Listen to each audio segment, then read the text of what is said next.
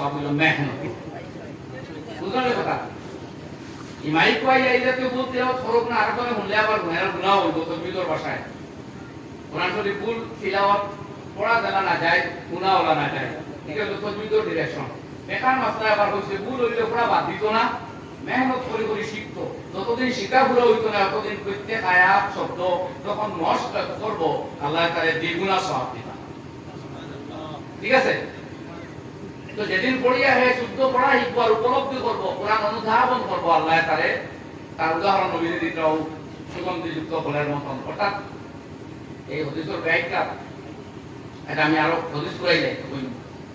আর ওমাসালুল মুমিনিল্লাযী লা ইয়াকরাউল কুরআন, আর যে মুমিনে কোরআন পাঠ করে না, ঈমান আনছে আর কোরআন শরীফের লগে তারে মিলায় না নিয়া ইকান তিলাওয়াতও যায় না, উপলব্ধিও করতে চায় না, বুঝতেও চায় না, তার মিসাল কাত্তামরতি খেজুরের মতন, তা'মুহা তাইয়িবুন ওয়ালা রিহা লাহা, খাইতে স্বাদ কিন্তু তার কোনো সুগন্ধি নাই, সুগন্ধি নাই। তো যে মুসলমানে কোরআনের লগে কোরআন আপনায় না, কোরআন তিলাওয়াত যায় না, তারে কোরআন মুখী করিয়া তুলে না, তার দ্বারা সমাজর দেশর দুনিয়ার কোনো ফায়দা হয় না। এ তার হয়তো ব্যস্ত যেতবিও ভাবে